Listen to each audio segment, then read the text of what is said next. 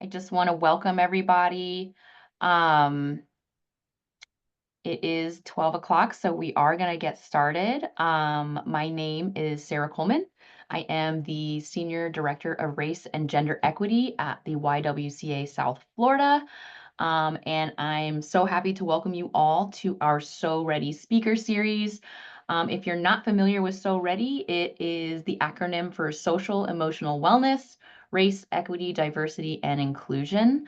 And so on this program, the speaker series program, which is generously funded by the Children's Trust, we are lucky to invite guests who exemplify those principles and who do work around those principles.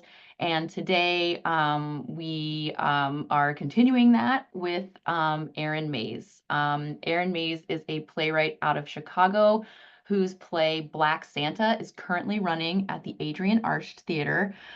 So we are getting in the holiday spirit. And I wrote a line that maybe we were going to get in the racial bias microaggression spirit as well, but then I read that to myself and I was like, that doesn't sound so good. So I'll stick with holiday spirit. Um, but yeah, Erin Mays, welcome, and thank you so much for spending some time with us today to talk about your play and to talk about being a playwright.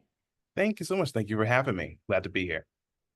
So for our audience who is still sort of trickling in, and if they haven't seen the play, I had the opportunity to actually listen to it as a radio play, which was very cool. That's something I used to do like in my 20s, like on NPR, they'd have the little radio plays. So I really enjoyed that style of listening to it.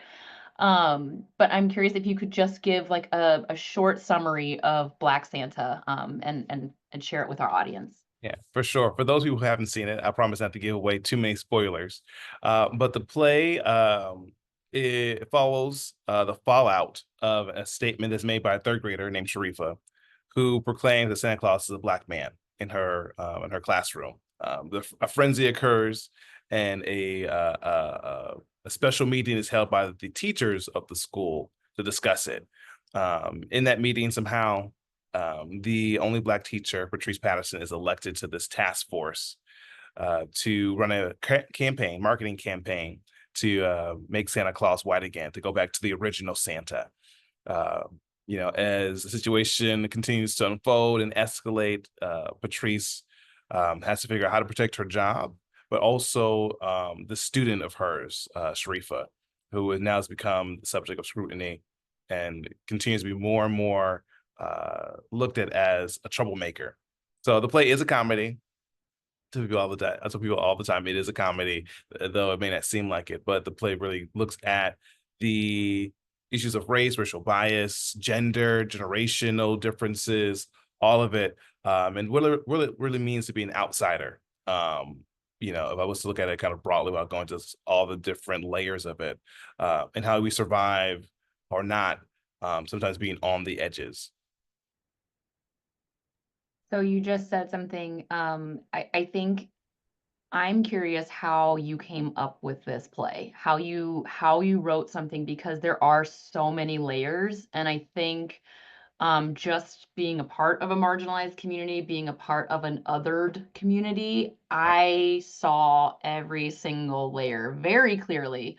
So tell me how you came up with this story. Yeah, great question. The play pulls some many different parts of my life. Some things are like straight from the pages. Some things I'm inspired by it. The main impetus for the play comes from an incident in high school. My mother has a tradition of giving out Christmas cards. I followed in that tradition that particular year. Gave a card to a friend of mine. She opened the card and she had this strange look on her face. I really can't explain what it was. She didn't really say much of anything, but she just seemed uncomfortable with the image on the front of the card. So I know people are asking, okay, what was on the cover of the card? On the cover was a picture of a black angel. And her look to that was just, she seemed confused. She seemed to be just, again, I don't want to give too many labels to it, but it was not met with a smile. I can say that much. And that feeling of being othered stuck with me, has never left. I will never forget how that made me, how I interpreted that that particular interaction. And so when I started thinking about writing the play, that feeling came back. And I didn't want to write about the Christmas card per se, but I said, I let my imagination run wild. I said, well, what if this was, you know, in the teacher's lounge? And what if this was actually not about a Black angel, but a Black Santa Claus? And it just continued to spiral and just kind of let my imagination, like I said, run wild. And so that's one of the things that for some reason I wanted to investigate, dive deeper into. And that's kind of where the initial idea feeling came from. And for me, to go back to the idea of this Black angel, those are common figures in my household. And so for me, what I thought to be normal, and to be something that would be appreciated was not seemingly to me, as I interpreted that event, as look back on it, did not seem to be met with the same type of joy. Um, and so that's what something about that disconnect I wanted to be able to tap into. And in high school, I didn't really have the language for what that really was, right? With the language of being othered or marginalized may have been around, not around for me in high school and like sophomore, junior year. And so as I got older, I just wanted to come back and figure out what does that feeling look like on stage? Yeah.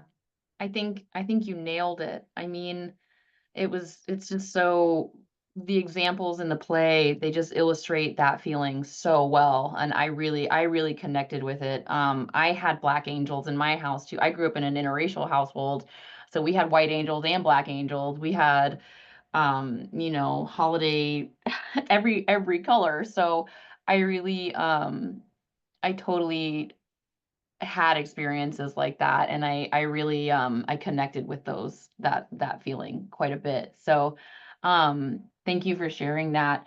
Um, so you mentioned earlier that this play is a comedy, Yes, and might not and sound why like it. yeah, and I think one person, one reviewer, described it as like a comedy with a bite. Mhm. And I thought that was also perfect because I felt the bite. And I think those who have experienced microaggressions, those who have experienced that feeling of otherness or racial bias in the workplace, specifically in the workplace, can probably agree that they felt the bite as well. Um, I actually found myself yelling at Patrice. So Yes, Patrice is the teacher, and she is the only teacher of color in this school, which I was like, God, only Black teacher. already only There's Black teacher no Black teacher. of There's color. another teacher Okay, of color. yes, yes. Only Black teacher in the school, which I felt like, oh my gosh, there's already so much just in that, so much pressure, so much, all of it tied up in that specific context. But I found myself yelling at her like, "Don't lead the marketing campaign to make Santa white. Like, what? Don't do this." But then you realize there are so many things at stake. And you realize that her job is at stake. And on the smaller levels, just like being comfortable in the workplace is at stake. Yes, And I think, if you are from a marginalized community, if you are, someone of color who has experienced those sort of microaggressions and those racial biases and those experiences in the workplace, um, you have got to figure out, um, what you're going to put up with and what you're not going to put up with. And you said it a lot more eloquently than I did, which is this tension between resistance and survival. And so I'd love if you could talk a little bit about that and getting that through in the play. And yeah. absolutely. Even as you talk about it, I started to feel myself going back to memories because this play also pulls in from workplace incidents as well. And I tell people all the time, the play is less about Christmas and more about tradition, and also really more of a workplace drama if you kind of get into underneath the comedy of it all. Especially if you have if anybody in the workplace has felt themselves to be on the outside of the status quo, having to navigate these incidents where it's like, well, do if I speak up, what is the cost of doing so? The play is set in 2009. And again, the language for DEI and diversity and equity, again, was around, but it was not as formalized or maybe as pronounced in 2009 as it is today, right? We weren't, I was working in that during that time. if you had an issue, no one was calling the DEI. It was called, Yeah. big boy pants on and go to work. Like, it Yeah. was not, and I tell people, I try to remind the younger people I've mentored is like we didn't have these the fervor that was here, especially after 2020, was not that. You really had to kind of suffer in silence or figure out a way to kind of, I don't know what you do. Suffer, I would think of suffer in silence. There really wasn't another way, in my opinion. There was not a lot of other avenues. If you felt like there was some type of microaggression, which we didn't have a word for or didn't use commonly, you just talk to your friends at work, you talk to colleagues outside of your job, family, and that was pretty much it. Or even Mhm. a therapist. And I wanted to capture that as well. The idea that of a backlash could be possible, or was always that seemed to always hover at least over my head about if I said something about someone in the office and they were part of a particular group, what does that mean? For me, does it mean my promotion's at stake? Does it mean that, a raise is at stake? Does it mean that I'll be blackballed or not put on a project? And I really, so the idea of resistance versus survival really is, as I think about this play now, becomes more pronounced, especially as we see much more backlash towards DEI holistically or across Yeah. the board in the US. Where are the protections now that really, again, if we think about it, even as it before this this shift back, still was not enough. So to say to, people of color, people in the queer community, women that, okay, we've done enough, or this seems to be going too far. We didn't even get started, Right. really, to be honest. Yeah. So especially after a surge of 2020, after uh, all that happened with George Floyd, to now say, okay, now we're going to start to go back to back to the 60s, is preposterous. So the play deals with that, and I really like to think about how in times before that, before we love us had the language to explain those feelings that we were going through at work, that it was an option that this seemingly felt very black and white, in terms of, do I push back and speak up and fight for what I know is right, even if I Yeah. have evidence? Um, or do I not say much of anything? Do I kind of push forward, grin my, it's a grit and bear it, Yeah. grin and bear it is the grit my teeth, grit my teeth, or grin and bear it, which is, terms we would hear. I think if you're, I can speak for myself as a black professional, is what I would hear. It's kind of, kind of smile, got to push through, Yeah. pray about it. Um, and I believe in prayer, but I was like, it just feels like I'm not doing enough. I feel like I'm Yeah. too accommodating just to make it to the next day. And sometimes I believe we do have to, and unfortunately, to make it to the next day, that resistance does sometimes bleed into the survival. Like to resist sometimes means to sometimes, okay, I have to fight a different battle a different day. Yeah. And so it's a hard time. I think for the play, it looks like, when do you say no? Right. When do you stop to say, enough is enough? And for the young folks that I've mentored, both professionally, and outside of that, telling them like, look, there's a time you have to say no in your life. And Patrice in this play has to find that no somewhere. It may not Yeah. be when we want it, but that's something I think the play really tries to dive into. Yeah. Wow. Yeah, you just said so many things that made my wheels spin. I think, yeah, when Patrice, takes on the job of like creating this marketing campaign to show that Santa is white. I initially I was just like, "What?" I was outraged at like the idea of it, but then I was also worried about her because what is that doing to her sense of self, like her sense of dignity? Like what is she setting aside within herself um to take on that job because it's just one of those things that like you grin and bear it, but what is it doing to you internally to say that it's not possible for Santa to be black, or it's not possible for these, universal, beautiful traditions to also be black, So yeah, that really got me. And I Um, that too, but this is even if we even think of this outside of the tradition, but the workplace. right? Yeah, Policies we may go along with that we say, hey, look, I know this policy is BS. I can see this policy has holes in it, but this is corporate America. right. I'm just gonna push forward. I'm not gonna think about it. I'm not gonna say anything because to say something means I'm stirring the pot, or there's no one to support me. But I do, which I've had before. I'll speak up Right. if no one else comes to rally behind me. It's just me by Mhm. myself, trying to beat down the door.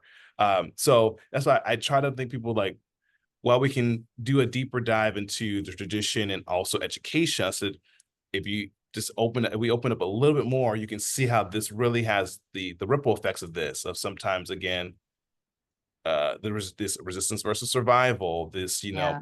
other than the workplace, not having a support system, these things that are definitely at stake now, more so I believe Mhm. than before. Uh, Absolutely. it's something to keep in mind. And I'm hoping that Miami audiences are seeing this and not just thinking this is just, you know, a whimsical play based in Yeah. 2009. And I'm not like these people. This is just a satire about people that are not like me. And I'm hoping people can see themselves in in all the characters, Yeah. things we accept as, the farcical things in our lives that we accept as fact or accept to be normal, which is really what the play looks at as well. It's like, Yeah. okay, we know this is crazy, but we're going to go along with the crazy. Yeah, yeah, absolutely. I do I have seen each one of these characters in this play, like in my own life, and in my own like education of equity and social justice. And I mean, you're right, before 2020, like DEI, I'll tell you, DEI was disability inclusion. Mhm. Yep. It wasn't black and brown people. It was just yeah. So it's just been such a change, and now again to see another change in this area where we're seemingly going backwards, it's just like it's unbelievable. But um I I have the same wish as you. I do hope the audience in Miami can reflect and really see themselves and you know hopefully we can get some allies and out of the whole experience. But I wanted to touch on something you said about like no one coming to rally behind you, or Mhm. these moments where you have to figure out if this is something you're going to stand up for. Yeah. And Patrice, she doesn't necessarily call her father. Her father calls her to like pester her, Yes. which is something I think a lot of our parents probably do to us. But during these moments, I don't usually call my mom for help, but when there are moments like this, I call my mom. And Patrice ends up having this conversation with her father, and it's almost like the play stops, and it's like this conversation. And I know you had mentioned to read a monologue, and I was wondering if you could read this portion because I think it really speaks to like the next question I want to ask about intergenerational racial conflict and progress and how Patrice's generation Yes. is differing from his generation. Absolutely, absolutely, and I would love to read it. I tell people right now that I'm not an actor. I have acted before. I leave that to the pros, but I'll do my best to give my own words justice. So I'll read a section, Awesome. a monologue from the play. Just to let people know, this scene is mostly a father-daughter scene that really people always comment on as being one of their favorite moments. Every topic I've ever done for every reading or production, people always talk about this particular scene between the two. In it, you just so folks have context. Um, you hear a lot of like kind of the old ways versus the new ways, even though and they're still imperfect. And so when they're having this back and forth, the father's talking about what he had to do, what he felt like he needed to do in order to put food on the table. So here we go. And the father's name is Johnny Lee. Your Uncle Robert didn't have a wife and child at home to take care of, so I stayed on the sidelines, went to work every day at Bethlehem Steel, kept my head down, not because I wanted to, because there were two other people looking up at me. Gave you and your mother a good home, put food on the table, gave you clean clothes to wear. Look at your cousins. Where are they now? Broke, struggling, strung out, robbing Peter to pay Paul, and asking Mary, Martha, and John for a loan. Did they finish school? Buy their own homes? Yeah, some of them made bad choices. Combine that with the deck already stacked against them, they didn't have a chance. Parents can only do so much, but when we do, we make sacrifices seen and unseen. Some parents aren't willing to do that. Your mother scrubbed floors until her hands ached with arthritis so you can go to Cornell and make sure the only floors you scrubbed were your own. Your grandmother worked the fields as a sharecropper, pulling corn and cotton so your mother could have a chance. You are here because of generations of sacrifices, grace, and good fortune. We suffered, sweated, and struggled and prayed through some unimaginable things. Yeah, we laughed and partied along the way, but we also ached, hoping that we wouldn't have to fight for what should already be ours. Me and your mother and your grandparents and your people before that didn't know what today would hold, but we did know that one day we could offer you something better. Not perfect, but better than what we had. I love Yeah. that part so much. I love it. Yeah, Taylor's clapping. Uh, Is one of really my good. one of my favorite parts of the show, to be honest. And I love writing monologues, and so the play didn't have much of any, so I was like, I need a monologue somewhere. And Yeah, so, it's beautiful, and it really, really speaks to, I think Patrice's generation wanting more, but yeah, not but then also trying to not reconcile, but, like, her father trying to explain to her how hard it was to get to where they are now, and how to be okay with where they are now.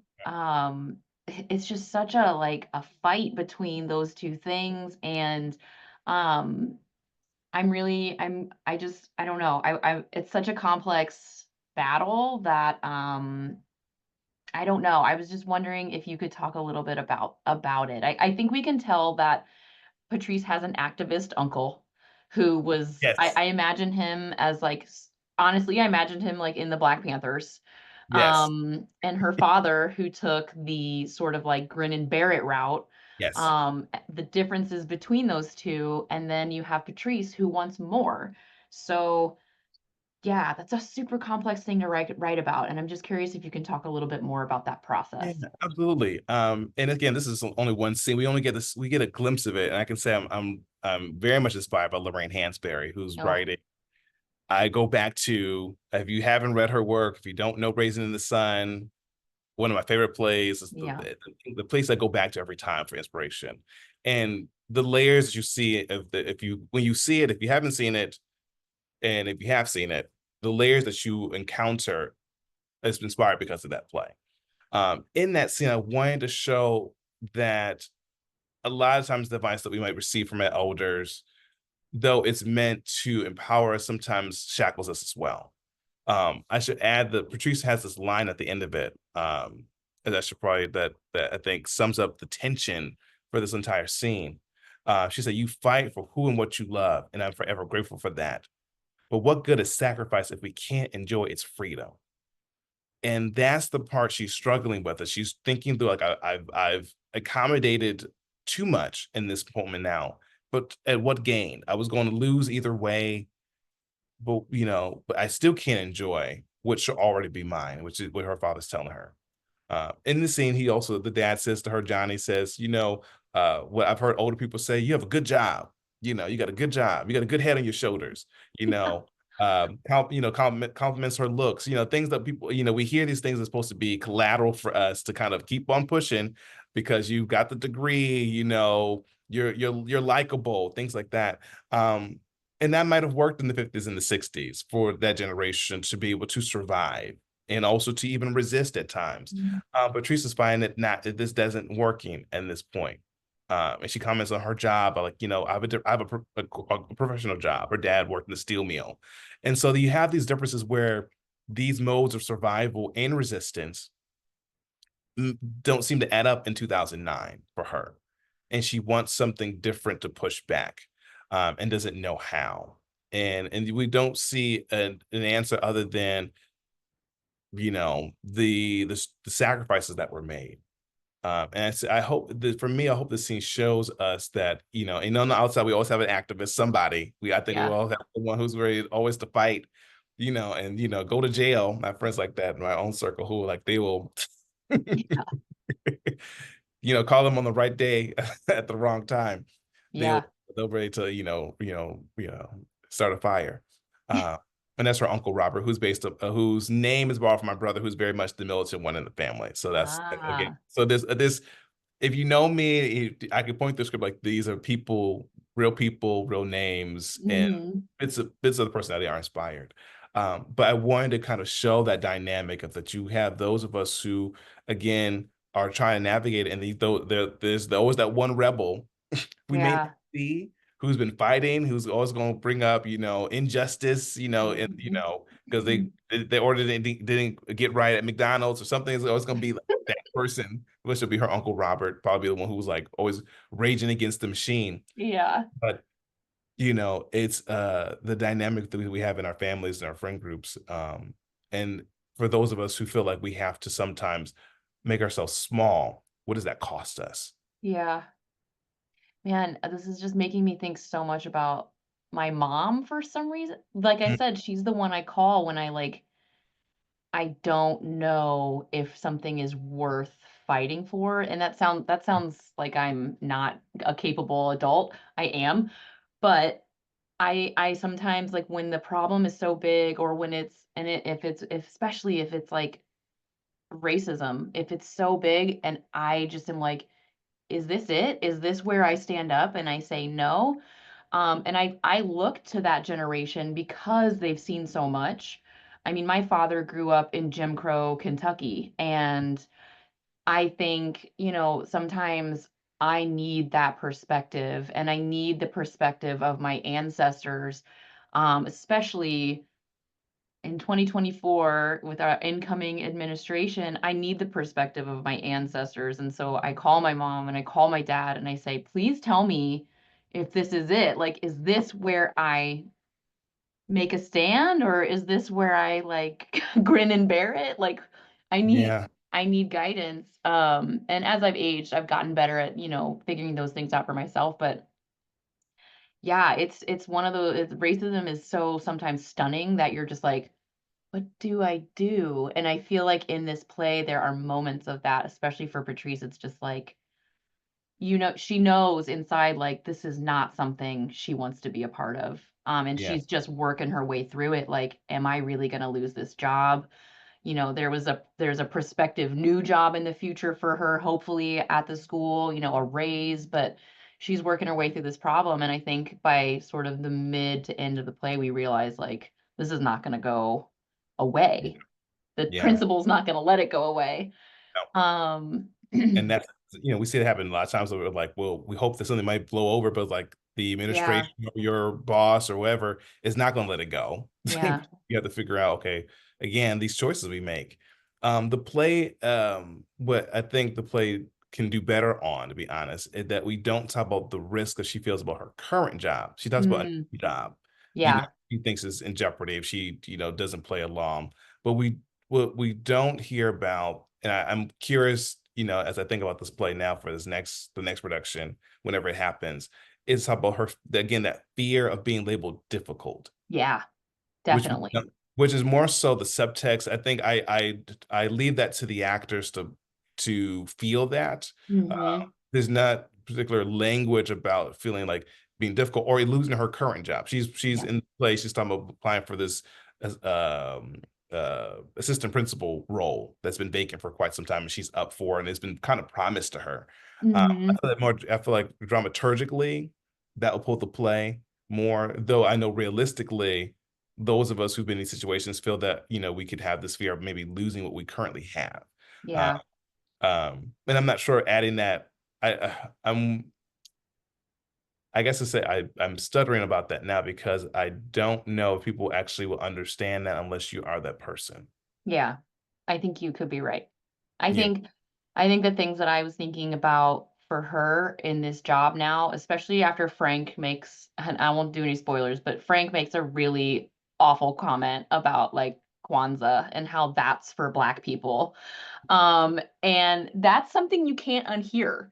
So already she's now entered into a new type of relationship with her coworker who before in the beginning they're like joking and talking and going back and forth and they've got like oh like one of those like chummy work friend vibes. But after that comment, I'm like, well, that's never going to be the same again. So even if she does make it out of this predicament, she's always going to see him differently. Yeah. So man, this play, I haven't seen it in person, but like I feel like I've seen it just because I listened to it. I was just like, oh my gosh. I highly, highly recommend all of our audience here go see it. We are gonna put a discount code in the chat. Um, but I want to move on from the play and I want to talk to you a little bit about being a playwright and Yes. being a Black playwright. Not like that should matter, but I am curious. You mentioned that you mentor and that you have worked with young Black playwrights and young playwrights alike. But what is something you tell young playwrights? What is advice that you give to playwrights as you're mentoring them? Yeah, and I should say, and more so, young artists or actors, because I Mm, work with director as well. mhm. And then outside of the theater world, which does not pay the bills, work in public relations, and so a lot of the mentoring happens there. But when I'm directing, I always feel like it is a mentorship. I feel like the work that I do as a director is always to make sure that we don't prepare them just for the show, but for the next show. And so I always feel like we need to sharpen. And people will sometimes argue with me about like, that's your job is just to, do the play, which it is, and I do that. But I always feel like we're in the room together. What can I impart to you to make sure that the next experience you have is going to you have more tools in your toolbox. As a Black artist, playwright, director, for me, I always trying to make sure that I lead with love in the room. This world is hard enough as it is, and that in the work that we are required to do is often difficult. It often requires a lot of us emotionally. It requires us sometimes to go into some dark places. I tend to do, and I say this now. This seems like I'm going to a more of a dramatic tone. But I tend to direct plays that are very hard. Gem of the Ocean by August Wilson deals with it's looking at the Black folks shortly after the Emancipation Proclamation, like it's like 1901, 1903, I think, is when the play takes place. And so if you know August Wilson, those plays tend to be heavy, a lot of cultural, spiritual significance are thrown in that. Master Harold and the Boys by Ethel Fugard deals with apartheid in the 1950s in South Africa. So I get Yeah, these type of plays. Just yeah. comedy. It's like, Wow. thank God, you know, I, I didn't get like long plays that are dramatic and tragic in nature. So with that requires a sensitivity to the world, to the artist, to the playwrights who are producing this work, and to come into the room very open. Um, um, I try to make sure I don't harden myself to the things that have happened to me, but to be open to them, and to share those in the room, and let those be part of the touch points we use to navigate the world of the play. For young artists, um, um, actors, and designers and such, because I don't want anything to be superficial. Because I think the radio play you heard is I actually directed that one, and what I was always trying to do to make sure that it was always a degree of truth to it, even though it's a satire. That Yeah. there's a sense of respectability, not respectability, but dignity to the characters that we play, and always a sense of truth to it. Um, that there's no need to throw away a line just because you don't understand it, but let us find the heart of it. Mm, In this play in particular, I would say that don't push for the joke, push for the heart of it. The jokes will follow. Trust the yeah. language. The language is strong enough. Um, then you can just play that. Don't try to play it like a slapstick or like it's the Three Stooges. Uh, Yeah. and so in the work that I do, I always have, no matter if it's um, theater or if it's plug relations, right? um it is centering yourself with things that you love, and things that motivate you to love, to be able to get through it. Um, that is why how I feel like I can move through the world in a way that makes me feel solid, stable, secure, and keeps my moral compass in the right direction. Um, so that would be the way I would sort of say, like I kind of the way that I embody, the way that I move through the world helps to be able to have that as kind of some like a core principles, the way I see and move, and be able to also share Mhm. with those around me. Wow, I love that. Lead with love. I love it. Mhm. How did you get started as a playwright, as a director? Like how did you get here? How did How you did I get get to here? Black Santa? How did I get here? Man, so I'm trying to think because those two different tracks. I always wanted to be a playwright. The directing came, I don't know where it came from. It became someone offered me a job, and I was like, I guess I'll take that. Um, but I've been writing since I was a little kid. I was writing short stories and poetry. Fell into writing dialogue maybe as early as sixth grade, Wow. skits and such. Right, like I remember we'd have these exercises in class, and or these books and our textbooks would have like excerpts from plays. I was like, oh, this is an interesting format. So I just started playing with that format. I was like, okay, this seems easy. Like name, colon, dialogue. Okay, that seems easier than trying to write like Edgar Allan Poe. Easy. Right. But I was trying to always emulate, and that's one of the early authors I would go to. I was like, okay, this seems to be easy. So I started just trying to figure out what listening to dialogue meant, and um, and so that's where I started kind of trying to hone my ear in terms of making the dialogue sound as natural as possible, and listen to different voices and such. And then like started writing plays. Maybe the first play was probably like high school, and then in college is when I was like, okay, I want to try this theater thing. Um, Saw a production of Top Dog Underdog by students, and I was like, what? There are kids doing theater like from start to finish. Like there's no adults. Let me try this out. And so that's how the playwriting career kind of molded itself. Through some strong teachers and a strong education system in Buffalo, New York, and then college helped to be able to birth it. I directed my own work in college because I didn't have anyone to direct it at times. So I was like, I'm gonna write these plays and I want to get them done before I graduate. So I did about directed two of my pieces, and then post college, it's written again. The directing actually became like a professional thing. I got a gig in 2013 working with an acclaimed director here in Chicago named Ron O.J. Parson, who's still my mentor to this day from my hometown. Happened to meet him Wow. outside the show. He Small was world. he was like, "Do you need a job?" I was like, "Yeah, I need a job." And he gave me my first assistant directing job at a union theater or equity theater. This means that the actors are unionized, and they do get a little more money Mm, across all fronts. And that's how my directing career started. I started working under him. Then, his name carries weight, gave me to another show at the Goodman in Chicago, which is again, a very prominent theater. Uh, yeah. Assistant director. That led me to some smaller theaters to direct. And then I started directing. Was not the goal, but I was like, well, maybe if I become a director, my plays might take off. It didn't happen. People's like, yeah, you write plays, that's wonderful, but we're going to actually have you direct this play that we chose for our season. So, Yeah. but I had these plays and right But there are these plays that I wrote. it's a row. They didn't care. People didn't care about that. It was a nice to know. But somehow, the talent for directing started to shine through, and folks started to see that. So I've worked in Chicago and Indiana, and upstate New York, and hopefully more to come. But I'm trying Yeah. to switch gears back into the writing because that was the first love, and I don't want to sacrifice my stories that I've written just for the climbing the ladder to be a director, which both can happen, but I wouldn't focus the time there. Yeah. When was Black Santa written? When did you write it? Oh gosh. The initial idea, like I remember writing to a professor of mine and saying like I have this idea. This kind of crazy, but like 2011, 2012-ish, just like I think when the idea kind of first like I actually always try to write the summary of the play, so I can kind of like Yeah. have a little synopsis. So that synopsis has been floating around for quite some time. The actual probably first full draft or near or complete draft, I would say maybe 2014, 2015. So the play is I think of it almost as a period piece at this point now because Yeah, that's it's interesting.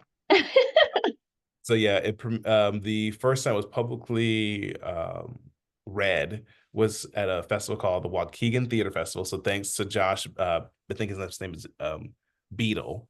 Thanks to him, he read the play, loved it, thought it was funny, and then they read it. They read what was again wasn't finished yet. Read a few scenes from it, and then the director for that, Ryan Bruce. Thank God for Ryan, read the play. He was the director for that festival. Said, "Hey, look, I think there's something here. Let's workshop it." He worked with me free of charge. I didn't pay him anything. He Wow. invested in the work, saw something in it, and we did a reading in Chicago, several readings in Chicago, I believe. I think we did these with Ryan. Did we do a couple? He worked on the he was the one he was the first director to work on that and helped to bring the play to where it is, I believe today. If I didn't have Ryan, the play would not have ever matured to where it was. God Wow. bless that Yeah. man. And also as a white director he did not, I always believe like you don't have to be of the culture to understand what's happening. Yeah. And so I thought it was very important to me to make sure that that I invite people into the process um, that don't look like me because they can bring something else to the table. Uh, Right. and so, God bless Ryan Bruce, wherever you are in the world, to investing in me and the play to bring it to where it is now because it. Yeah. I guess that's kind of why I'm asking that question because I can't imagine how many unknown playwrights there are and how many stories, especially, Black stories that aren't shared. And I'm wondering, like if a play is written in 2015 and set down and, we have, oh my gosh, what's his name? I wrote his name down. Alvin Terry, who uh, wrote, Terrell Alvin McCraney. yes, is that him? Yes, Moonlight? yes. Yes. Sorry, I don't know Larry where. Jenkins is the filmmaker, but Terrell Yes. he's from Miami, I think from Liberty City, I believe. Yeah, yeah, he's from Liberty City. Honestly, such a like a beautiful story. But he wrote that play like he wrote it, a decade before, maybe Yeah. even longer. So for young playwrights and for people not even young, like even old playwrights who might have some of these stories sitting around, I guess that's kind of what I wanted to explore with you is like if you feel you have a story that's worth Mm. putting on the stage, like how do you I don't know, how do you get to that? Well, it took Black Santa took about 10 years. It took a Yeah. many no's. I had wrote the play and a good friend of mine who's here, her name is Sahai. She's also a playwright, and she read the play. I remember we were in a restaurant in Hyde Park, and she was like, this I think this is like I know this is good. Just keep on working at it. It was like it was like I had 10 pages. She's like, I think you got something here. I think this is good. I think this is good. I was like, okay, maybe. I don't know. Like a beginning, it was just ideas on the page. Um, I would say if you have an idea for anything, be it a play, be it a novel, you have to work at it. It is a daily activity. It's something that you should continue to come back to time and time again to figure out what is the story, like what is driving it, what is the moment before, what is the moment after, what is the motivation is pulling these people together. I often try to get into very quiet places so I can hear the actual characters speak aloud. My play, I believe the place that I direct and the place that I write, you have to give it breath. You have to let the things breathe. Even as it's working on stage, right? Just moving very quickly through it, you miss moments if you don't take the time to stop. And so in the writing process for me, I have to often stop and let the characters in my mental space just just let them play, let them talk, and let myself just again let my imagination kind of open up to them having the moments to themselves. And so it is kind of like playing with Legos in a lot of ways, right? You just kind of have to kind of let yourself kind of like figure out what pieces fit together and what don't.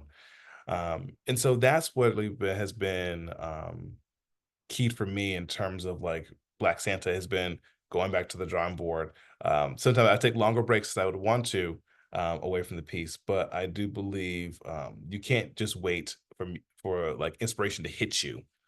It is something that you have to continue to treat like a job. Get up, for professional writers, you have to get up, go to your notebook, write down something. Yeah. Uh, if you're getting paid to do it, and you have a debt, you have a deadline and you have a contract. Uh, Yeah. but whether it's a hobby, I think the same discipline you have towards any other thing you do, be it working out or gardening, same thing. You need to tend to the craft.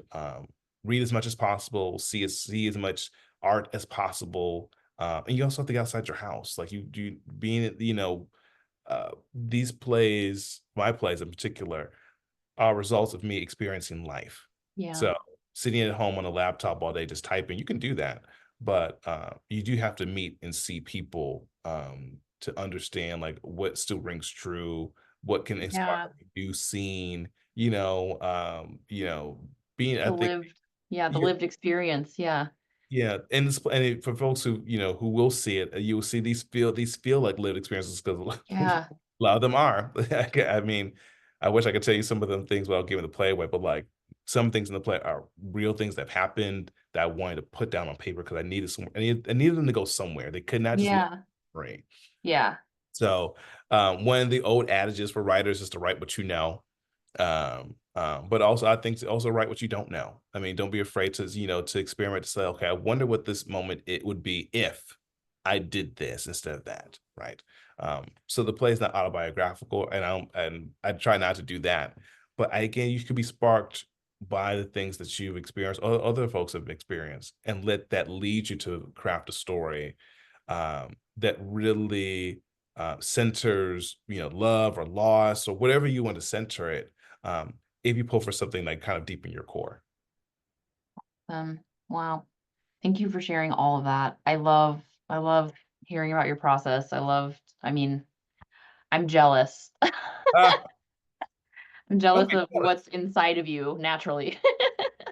Um, It takes a lot of hard work to pull it out and to be vulnerable, right? And I yeah. think it's to be vulnerable, and it's often a lot of the writers, I think artists are are sometimes tortured souls. Like so, Yeah. you take the best and the worst of things, you put it on paper. Johnny Lee, the character who I read, I wanted to pull from the best of the black men that I knew. Yeah. They weren't always perfect. The men I think of this who are kind of shaped around for him weren't always perfect. Right. I wanted to show, and Johnny Lee's not perfect either, but I wanted to pull again, like I said, from the good of them, um, Ugh. put that into a character like of these black men that we, you know, uh, know in our lives who may not have been the best fathers or grandfathers, um, but I wanted to show that it's possible because it is somewhere in the world it is, Yeah. you know. Ugh, Um, that's beautiful. I love that. I love that so much, Aaron. Ugh. Okay. I want to leave a little bit of time for questions. If anybody has any questions, they want to put it in the chat, or they feel brave and they want to come off of mute and they can come on camera. We'd love to hear from you. come on, we don't Yeah, don't be shy. You can see how nice Aaron is, how casual this is. Let's get some questions. Let's go. I have a question. hello. Hi, I'm Lauren or Taylor. I'm not sure what I put in my emails. But I guess my question is, what surprised you most about your journey as a playwright? Oh gosh, that's a great question. And I think the first person to have asked that. What surprised me the most is how long it's taken. I thought it would just be kind of an easy, uh, semi play to a director or a theater, and then I'll just be on my way. Um, it is the patience I've needed to continue to push because I was ready last year. I was like, I've sent this play all over the world, literally. I've sent it over to London, I've sent it all over the US, and either no response or or no's. And a friend of mine was like, don't give up. There's a theater festival in Detroit. I've worked there as an actor. Try submitting it there. They may be open to it. And they said yes. So I was like, the moment I was going to give up was the moment I was like, oh, that's when I got yes. I got a yes for it. And then that led, and Wow. then Miami came shortly after that, just coincidentally. So patience is the thing I didn't know I would need much of And so glad to have stuck it out because I would not have been able to see my name in lights, above the arch. I'm like, what? Look at that. Look what That's patient so pro. amazing. So cool. That's gotta be so fulfilling. Yeah. It is. Congratulations. Yeah. Thank Congratulations. you. It sounds like it's been a long road. It's no, no, bro. But it's not been made, and I would say it's just a lot of waiting, right? But I still have had a lot to be appreciative of as a playwright. I've still been able to do like the play has had many readings, a lot. Seattle, I did a closed reading in LA. I've done readings, several readings in Chicago throughout the years, in different venues. So it's been out in the world, but I believed it needed a full production. And so Right, glad to finally right. see it actually, in full force now. Amazing. Awesome. Awesome. Does anybody else have any questions? Anybody feeling like they are wanna hop in here? I see we have a few people here, so it's open. Don't be shy. Don't be shy. I see an Enid, I see a Jasma, I see Venus, I see Claire. Anybody here a And I young? know Jazz. Oh, I'm you gonna call do? Jasmine because Jasma. I don't know if you on the anybody's gonna spot. jump on. Hi, Oh, Hey, what's going on? listening in from work. Yeah, I know. I feel most people are like trying to like do two things at once. Yeah. yeah. Excited to be here though. Great. Thank you for Awesome. being here. Glad to see you. Hello, everybody. Can you hear me? Yes. Hello.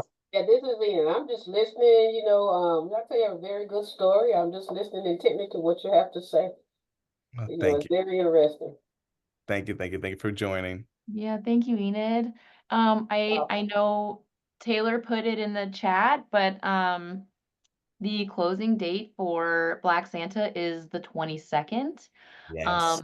And if you go on their website, buy tickets through the Arts Center, you can enter the code welcome back, and there will be a discount on the tickets. So this is the last weekend to see it. It's really wonderful. I really encourage you all to get to the Arch because it's also just very festive and beautiful right now. So yeah. Enid, do you Also, have a question? No, I was looking at the tickets before. I think they were $75. yeah, Yeah, the discount will help. And if you're a Discount. teacher, there's a discount. I think this is EDU 15 is for teachers or any educators. And then if you're an artist, there's an industry discount code. And it's on their Instagram page because that one I can't remember. I think it's in the biz. I think is that. Let me just double check because I'm seeing Okay, that. we're an after school program and I do job readiness for high Oh, schoolers. So I was thinking about taking them on a field trip, but oh, great. $75 this point. Oh my Let me. gosh. I'm gonna put the code in. I'm just gonna go. You see me on my phone. I'm gonna go and try to find the actual Okay. discount code. Give me 2 seconds for.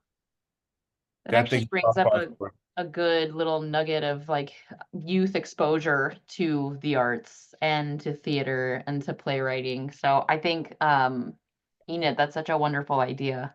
I love that. Yeah, There big is. career exploration, and there's a couple of them. They want to be artists, and they want to do Oh, things like that. So that's what I was thinking about taking them on a field trip to see this.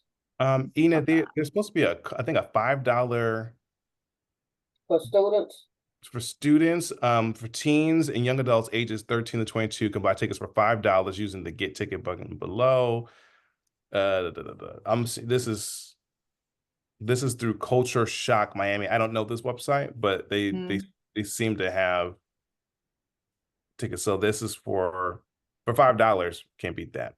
okay, let me put it culture shock. Okay, I'm gonna put it right here in the chat. I put the educator code in, which is EDU15, and then cultureshockmiami.com, and I put the link there. So I would say if you're going to do it, I would say to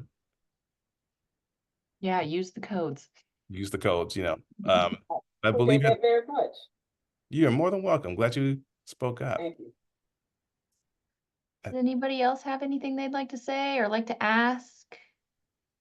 We're entering the final minutes. Yes. And if not, Okay. I can read another portion of the. Oh my gosh, will you do that? I Yes. love it. Yeah. Um,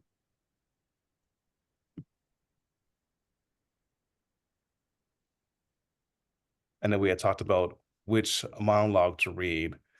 This one's actually quite long. I'm trying to figure where I can start from. Mm.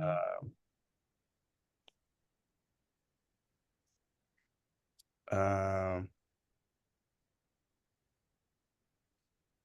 oh, this one's quite long. I'm trying to think now. Trying to think if there's like a part that like would wrap the whole thing up like in a pretty bow. I'm thinking through the script now with the five, like 4 minutes left. Like, what can I read from the play? Maybe. What about the part where Patrice is talking about, and we mentioned this when we first talked, like before this, about how Sharifa had sort of become the myth instead of Santa. Oh, that's a good one. See, look, you know Yeah. what I do.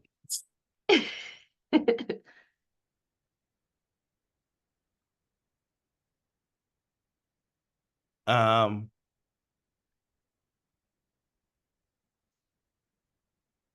Here we go. Just so I give folks some context, this is another teacher, Sydney, has came into the room. She has seen a picture of a black Santa Claus, and she kind of chuckles at it, and starts to kind of defend her, her nervousness about this particular image. And so this is Patrice's response. The problem isn't that Santa is white, is that he can only be white. And hundreds of years later, when a precocious black child says that Santa is black, then she becomes the problem in the myth. The myth of Santa Claus becomes a reality, and that young girl becomes invisible. Bet you don't know what that feels like. And I really wanted to add that to the play, and I'll put it in the chat too. The other one was too long to be able to post. Was I wanted to show this. I feel like I'm the playwright, which my show or the playwright. I feel like I was showing my hand a little bit too much here, but I wanted to be very clear about this role reversal that happens. We don't see Sharifa throughout the play, but somehow that invisibility really does help to illuminate how Santa Claus has now just become the priority for somehow. Yeah. And there's a line in the play now that says, who's more important to protect, Sharifa or Santa Claus? And I wanted to add that particularly to protect, because that wasn't there before. Because Santa Claus becomes this protected figure versus the life of this child. And I thought it was necessary to make sure it was very clear early on that these people, these individuals, Santa Claus is not an individual, but these characters start to switch places, and there's this hierarchy that kind of happens where this one starts to go on top, and that's, I think, becomes dangerous when we start to prioritize, the lives Yeah. of people over the lives of actual living, breathing folks. And so I think I felt that was necessary again, just to be able to like call out that kind of dichotomy. Wonderful. I love it. Thank you for sharing that. And thank you for reading it. Erin, we are out of time, but this was so nice. And I love talking with you about your play, Yes. Black Santa. It's so good. I really encourage everybody who sees this, or who's here with us now to go see the play. It's last weekend, is this weekend through the 22nd. 20 seconds, the last one. Is it last 22nd? Yes, 22nd for sure. Yeah, we have Won't the be there, 22nd. unfortunately. I'm still in Chicago. I wish I could see the last show. Oh, The cast is amazing. You have some award-winning actors there, all local cast. amazing. Reviews have been positive, so I'm super Yeah. happy to see the present this to Miami, to give it as a gift for the holidays and beyond, so folks can go support their local theater. We love that. And we love supporting our local theaters. It's a big thing in Miami. So thank you so much, Erin, and good luck. And I can't wait to see your next play. Maybe it's sitting on a shelf from like 20 years ago. Who knows? But hopefully we get to see Hopefully it not. soon. Hopefully this is faster producing Yeah. the next one. So we'll see. We'll see. All right. Well, thank you, everybody, and take care. Happy holidays. Bye. Bye-bye.